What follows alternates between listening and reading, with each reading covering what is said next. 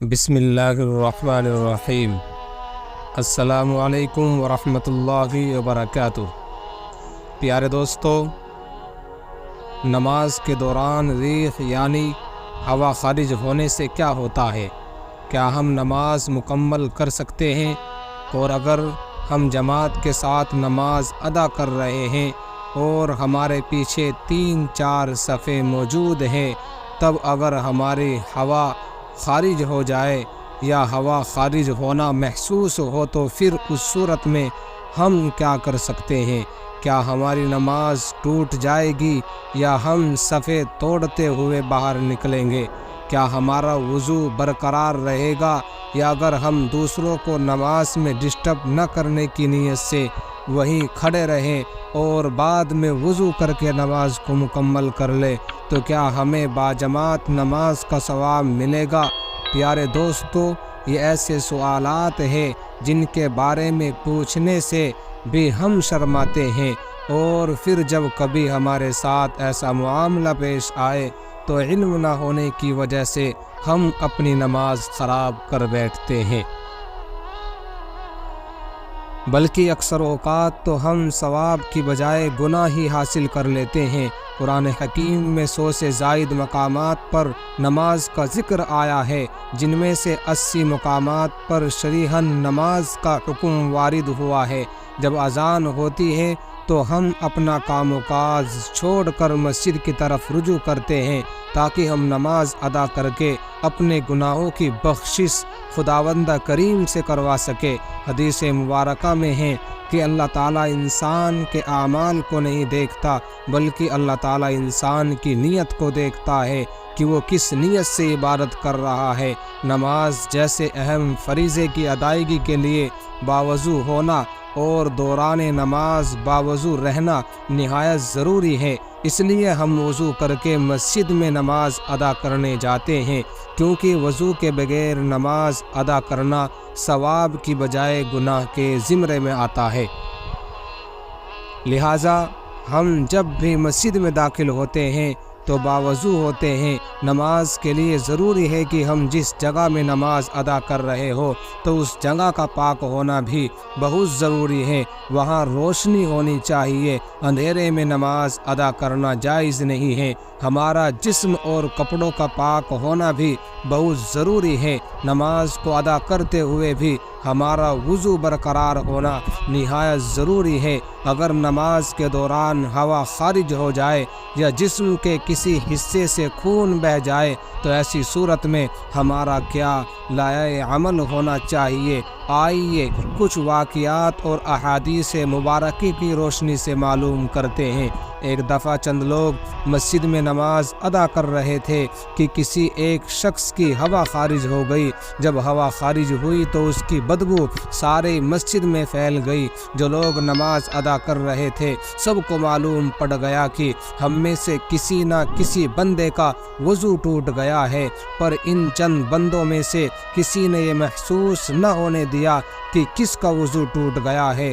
اس نے شرم کے مارے نماز نہ توڑی بلکہ نماز کو جاری رکھا۔ اس کا پردہ رکھنے کے لیے یہ کرنا چاہیے تھا کہ وہاں جو 2-4 لوگ نماز ادا کر رہے تھے وہ سارے کے سارے وضو کر کے دوبارہ نماز ادا کرتے تاکہ اس بندے کو شرمندگی نہ ہوتی اور نماز کو پھر سے ادا کیا جاتا، پر ان نمازیوں نے ایسا نہ کیا۔ ہمارے دین اسلام میں بھی حکم ہے کہ کسی کے پردے کو ظاہر نہ کیا جائے جس سے اس کے دل آزاری ہو، لیکن یہاں سوال دل آزاری کا نہیں، جیسا کہ حضرت علی بن طلق رضی اللہ تعالیٰ عنہ سے روایت ہے کہ حضور نبی کریم صلی اللہ علیہ وسلم نے فرمایا، جب تم میں سے کسی کی نماز کے اندر ہوا خارج ہو جائے تو چھوڑ کر چلا جائے اور وضو کر کے دوبارہ نماز پڑھے۔ حدیث مبارکہ سے معلوم ہوا کہ نماز میں وضو ٹوٹ جانے کی صورت میں اپنی جگہ پر کھڑے رہنے کی اجازت نہیں، بلکہ وضو کر کے دوبارہ نماز میں شامل ہونے کی ترغیب دی گئی ہے۔ ایک اور روایت میں ہے، حضرت عائشہ رضی اللہ تعالیٰ عنہ کا بیان ہے کہ حضور نبی کریم صلی اللہ علیہ وسلم نے ارشاد فرمایا، جسے نماز میں کہ نقصیر یا مزی آ جائے وہ لوٹ کر وضو کرے اور جہاں نماز کو چھوڑا تھا وہیں سے شروع کر دے، لیکن اس درمیان میں کلام نہ کرے۔ اور حضرت عائشہ صدیقہ رضی اللہ تعالی عنہا سے ہی مروی ہے، ایک حدیث مبارکہ میں مجھے دوران نماز وضو ٹوٹ جانے کی صورت میں سب سے نکل کر جانے کے بارے میں بتایا گیا۔ نبی کریم صلی اللہ علیہ وسلم نے ارشاد فرمایا، اگر کوئی نماز میں بے وضو ہو جائے تو وہ ناک پکڑ کر علیحدہ ہو جائے۔ حدیث سے واضح ہے کہ اگر کوئی مسلمان بھائی جماعت سے نماز ادا کر رہا ہو تو اس کی ہوا خارج ہو جائے، چاہے وہ پہلی صف میں کھڑا ہو یا دوسری صف میں، اس کو چاہیے کہ نمازیوں سے الگ ہو جائے تاکہ اس کی بدبو سے دوسرے نمازی تنگ نہ ہو۔ وہ دوبارہ وضو کر کے جماعت میں شامل ہو جائے، اور اگر کوئی رکعت رہ جائے تو اسے بعد میں مکمل کر لے۔ بعض اوقات نماز میں وہم سا ہونے لگتا ہے کہ اس کی ہوا خارج ہوئی ہے یا نہیں، حالانکہ کچھ بھی خارج نہیں ہوتا۔ یہ شیطانی وسوسہ ہوتا ہے جو انسان کی نماز خراب کرنے اور اس میں عدم خشوع کے لیے پیدا کرتا ہے۔ اس کے لیے نمازی کو اس وقت تک نماز نہیں توڑنی چاہیے جب تک کہ اسے ہوا خارج ہونے کا یقین نہ ہو جائے۔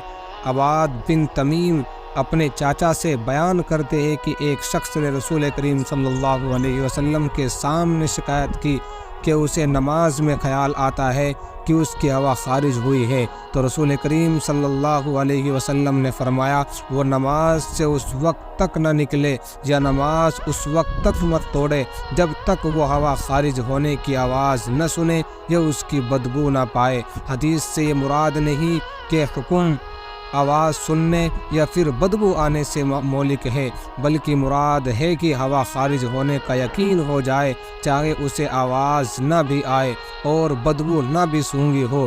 دین اسلام میں یہ حکم کسی جگہ بھی موجود نہیں ہے کہ اگر نماز کے دوران آپ کی ہوا خارج ہو جائے تو آپ اپنی نماز کو جاری رکھیں۔ اگر آپ ایسا کرتے ہیں تو آپ ثواب کی بجائے گناہ کو حاصل کر رہے ہوتے ہیں۔ نبی کریم صلی اللہ علیہ وسلم کی حدیث پاک سے ظاہر ہے کہ اگر نماز کے دوران آپ کی ہوا خارج ہو جائے پر آپ شرم کے مارے کسی کو ظاہر نہ ہونے دے تو ایسی حالت میں اپنے ناک پر ہاتھ رکھ کر نمازیوں سے پیچھے ہو جائے کہ میرے ناک سے خون بہہ رہا ہے۔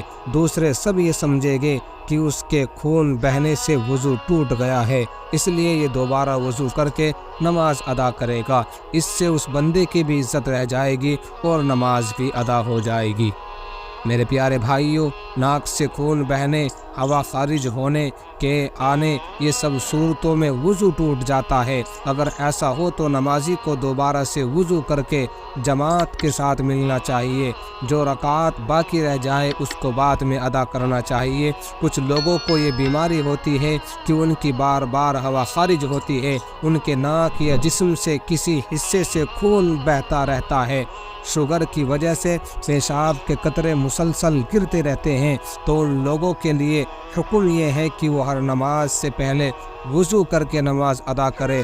اگر ابھی وضو کیا ہی ہے اور نماز کے لیے کھڑا نہیں ہوا تو اس کی ہوا خارج ہو گئی ہے یا اس کو قطرہ آ گیا ہے تو پھر دوبارہ سے وضو کر کے نماز کے لیے کھڑا ہو جائے۔ اگر وہ ایسا نہیں کرتا تو اس کی نماز قبول نہیں ہوگی۔ یہ بھی یاد رہے کہ اگر ریح کا آنے کا تقاضا ہو تو ریح کو بمشقت روک کر نماز مکمل کرنا مکروہ تحریمی ہے۔ البتہ اگر نماز قضا ہو رہی ہو تو نماز قضا کرنے کی بجائے ریح کو قابو کر کے نماز مکمل کر لینا بہتر ہے۔